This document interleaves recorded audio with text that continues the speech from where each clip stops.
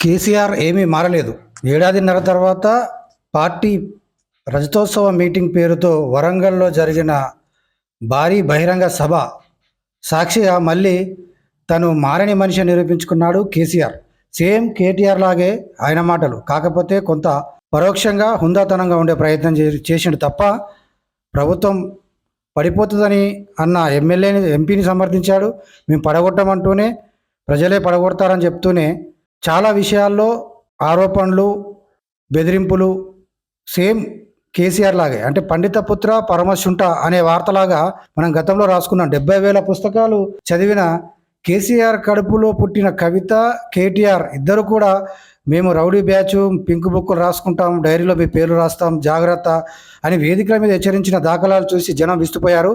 Same అదే మాదిరిగా ఈరోజు కేసీఆర్ కూడా ఈ లక్షలాది మంది పాల్గొన్న వరంగల్ భారీ బహిరంగ సభను ఉద్దేశించి పరోక్షంగా పోలీసులని, అందరినీ, అధికారులని, ప్రభుత్వాన్ని హెచ్చరించిన విషయం ఏంటంటే, ఇంటికి పోయి రాత్రి మీ డైరీలో రాసుకోండి, మేమే మళ్ళీ అధికారంలోకి వస్తున్నాం, జాగ్రత్త, మా వాళ్ళపై విచ్చలవిడిగా కేసులు పెడుతున్నారు. కేసులు పెట్టేది ఎవరిపైన అంటే మళ్ళీ పోయి బీఆర్ఎస్ సోషల్ మీడియా టీం పైనే కేసులు పెడుతున్నారనే ఆరోపణల నేపథ్యంలో కేసీఆర్ ఈ మాటలు మాట్లాడారు. అయితే ఆ బీఆర్ఎస్ సోషల్ మీడియా కూడా సీఎం అనే ఒక మర్యాద లేకుండా ఇష్టానుసారంగా, అంటే దాంట్లో ఒక జర్నలిజం విలువలు లేకుండా, ఒక దేనికి కొంత సంయమనం పాటించకుండా, మర్యాద పాటించకుండా, ప్రోటోకాల్ పాటించకుండా పెడుతున్న పోస్టులను కూడా కేసీఆర్ ఈరోజు సమర్థిస్తూ వాళ్ళకు వకాల్తా పుచ్చుకొని నేను మద్దతు ఉంటున్నా, మీరు ఇష్టం వచ్చినట్టుగా రాయండి అంటున్నారు, ఇండైరెక్ట్గా ప్రశ్నించండి అంటున్నారు. కానీ ప్రశ్నించడం అట్లా లేదు. వాళ్ళు మాట్లాడే మాటలు గుంపు మేస్త్రి అనో ఇంకేదో పెయింటర్ అనో వివిధ పేర్లు పెట్టుకొని చేస్తున్న దాన్ని పోలీసులు కేసులు పెడుతున్నారు. వాస్తవంగా పోలీసులు తప్పిదం కూడా కాదది. కేసీఆర్ సీఎంగా ఉన్న సమయంలో ఇట్లాంటి కేసులు ఎన్నో పెట్టించారు. వాళ్ళు చెప్పినట్టే అప్పుడు ప్రభుత్వం, కేసీఆర్ చెప్పినట్టు పోలీసులు ఉన్నారు. ఇప్పుడు రేవంత్ రెడ్డి ప్రభుత్వం చెప్పినట్టుగానే పోలీసులు ఉంటున్నారు. ఇప్పుడు మధ్యలో అడకత్తర్లో పోకచెక్కలాగా పోలీసులను టార్గెట్ చేస్తూ వాళ్ళని ముందు పెట్టుకొని కేసీఆర్ మాట్లాడిన మాటలు వైరల్ అవుతున్నాయి రాష్ట్ర రాజకీయాల్లో.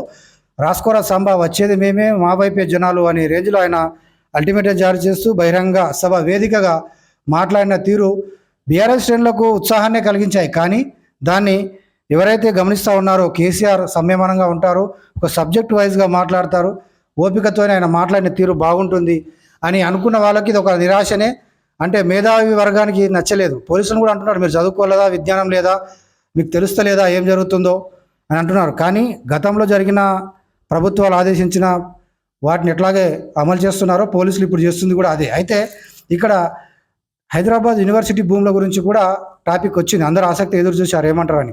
అయితే కేసీఆర్ మాట్లాడుతూ తనదైన శైలిలో పంతాలో భూములు అమ్ముకోవచ్చు అన్నాడు. ప్రభుత్వ భూములు అమ్ముకోవచ్చు, ఎప్పుడు అది ఎవరికి ఇబ్బంది లేకుండా, అంటే జనాలకు ఉపయోగం లేకుండా ఉన్న భూములు అమ్ముకోవచ్చు అంటున్నాడు. ఎందుకంటే అమ్ముకోవడం తప్ప వేరే గత్యంతరం లేదని కేసీఆర్ కూడా తెలుసు.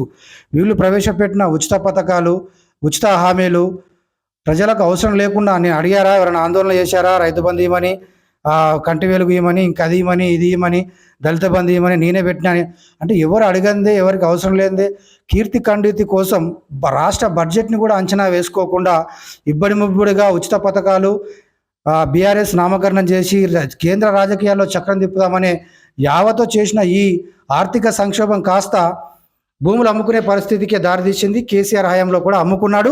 ఇప్పుడు దాన్నే వత్తాసు పలుకుతూ మళ్ళీ ఆ మాట అనకపోతే నువ్వు అమ్ముకున్నావు కదా అంటారని ముందుగానే గుమ్మడికాయల దొంగ భుజాలు తడుముకున్నట్టు ఆయన బట్టి మార్క గురించి అంటుండే. ఇప్పుడు ఇక్కడ వాస్తవం టీవీ కేసీఆర్ని అంటుంది, గుమ్మడికాయల దొంగ భుజాలు తడుముకున్నట్టుగా భూములు అమ్ముకోవచ్చు, కానీ యూనివర్సిటీ భూములే దొరకాయా, రేపు ఉస్మానియా యూనివర్సిటీ భూములు కూడా అమ్ముకుంటారు, హైదరాబాద్ సెంట్రల్ యూనివర్సిటీ భూములు మీకు ఎందుకు అమ్ముకోవాల్సి వచ్చింది అని ఆయన నిలదీసిన మాటలు కూడా పెద్దగా జనాల్లోకి రీచ్ కాలేదు. వన్యప్రాణుల టాపిక్ రాలేదు, అడవి టాపిక్ రాలేదు. అంటే యూనివర్సిటీ భూములు అన్నాడు, యూనివర్సిటీకి సంబంధించిన భూములు కావు, అవి ప్రభుత్వపరం అయినాయి, అది కాదు సబ్జెక్ట్ అక్కడ. ఆయన పూర్తిగా దానిపైన స్పష్టంగా మాత్రం స్పందించిన దాఖలాలు కనబడతలేవు. అట్లాగే బట్టి విక్రమార్క 20-30% కమిషన్లు తీసుకుంటున్నాడనే విషయాన్ని బాహాటంగా, ఓపెన్గా కాకుండా పరోక్షంగా తిప్పి మాట్లాడుతూ దాన్ని కన్ఫర్మ్ చేసే ప్రయత్నం చేసిండు బట్టి విక్రమార్క పైన. అట్లాగే హైడ్రానా నే బొందనా దాన్ని ఎందుకు ప్రవేశపెట్టినావు, నేను ఇచ్చిన ఇళ్లలో నువ్వు గులగొడుతున్నావు అన్నాడు. అది తప్పు. ఈ ఇచ్చిన ఇల్లు ఎక్కడా లేవు, డబుల్ బెడ్రూమ్ ఇల్లు ఇచ్చినవి లేవు, ఆయన కట్టించిన ఇళ్ల స్థలాలు లేవు, గుడిసెలు బీకి ఇల్లు కట్టించిన దాఖలు లేవు. కేసీఆర్ ప్రభుత్వ హయాంలో అట్టర్ ఫ్లాప్ అయిన స్కీమ్లలో నెంబర్ 1 స్కీమ్గా ఉన్నది డబుల్ బెడ్రూమ్ ఇళ్ళ పథకమే. దాన్ని అనడానికి కూడా ఆయన అర్హత లేదు. కాకపోతే ఇక్కడ హైడ్రా పేరుతో కొన్ని అపార్ట్మెంట్లను విల్లాస్ని కూలగొట్టడం అనేది అక్కడ ఆల్రెడీ కొనుక్కొని ఈఎంఐలు కట్టుకుంటూ బ్యాంక్ ఈఎంఐలు కట్టుకుంటూ అది అధికారులే వాటికి అన్ని రకాలుగా తహసీల్దారులు ఎంఆర్ఓలు అంతా ఓకే చేసిన తర్వాత రిజిస్టర్ అయిపోయినాక వచ్చిన వాటిని ఎట్లా కూలగొట్టారు, ఇప్పుడు మేము ఆగమైపోయినామనే ఒక ఆగ్రహం కోపం మాత్రం జనాల్లో ఉంది తప్ప గుడిసెల్ని పీకి పేదల్ని కొట్టిరు అనేది పూర్తిగా అవాస్తవం. కొంతమంది అపార్ట్మెంట్లు విల్లాలు కొన్న వాళ్ళు మాత్రం దుమ్మెత్తి పోశారు ప్రభుత్వం మీద. హైడ్రా ఎంత బదనామైందో కొంత ప్రభుత్వ భూములను ఈ వనరులను నీటి వనరులను కాపాడుకునే ప్రయత్నంలో భాగంగా కూడా చెప్పుకున్నారు. అయితే దానివల్ల ప్రభుత్వానికి పెద్దగా మైలేజ్ ఏం రాలేదు. దాన్ని కూడా హైలైట్ చేసుకుంటూ మాట్లాడిన కేసీఆర్ మాటలు పెద్దగా జనాలకు రీచ్ కాలేదు. ఆ తర్వాత ఆయన మాట్లాడిన మాటల్లో ప్రధానంగా స్కీమ్లకు సంబంధించి కేసీఆర్ కిట్టు ఎందుకు బంద్ చేసినాం, పేదలకే కదా, మేము మగపిల్లగాడు కొడితే 12,000 ఆడపిల్ల కొడితే 13,000 ఇచ్చినాం. కేసీఆర్ కిట్ అంటే మేము ఆరోగ్యశ్రీని రాజశేఖర రెడ్డి టైంలో ఆరోగ్యశ్రీ పథకం పేదలకు మంచే కదా అని చెప్పి ప్రవేశపెట్టినాం కదా. సీఎంలకు బ్రాడ్ థింకింగ్ బ్రాడ్ నేచర్ ఉండాలి, ఇంత సంకుచితంగా ఉంటావా అన్నట్టుగా కూడా రేవంత్ రెడ్డిని పరోక్షంగా విమర్శిస్తూ మాట్లాడిన మాటలు చూడవచ్చు. ఎక్కడ కూడా రేవంత్ రెడ్డి అనే పేరుని ఉచ్చరించకుండా పలికే రాకుండా జాగ్రత్త పడ్డ కేసీఆర్ ప్రభుత్వాన్ని ఇరకాటంలో పెట్టే ప్రయత్నం అయితే చేసిండని చెప్పాలి.